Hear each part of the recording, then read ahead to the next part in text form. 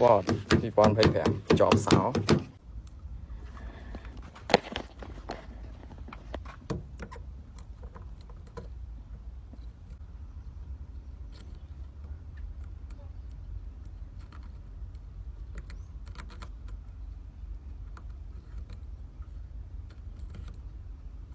ខ្ញុំឆ្លងឡើងជាងសៅគាត់មិនចូលសៅដោះនេះអញ្ចឹងជាងគេសៅដោះប្រឡងដល់សៅដោះប្រឡងហើយទូលវិញជាងគេ Ford 2025ចប់សោលើបានដោះហើយនេះគាត់ហៅមកសពដែរសពអត់ចេញទៀតតែគាត់ហៅខ្ញុំមកដោះលើដោះហើយគាត់ទៅសោ2025បងប្អូន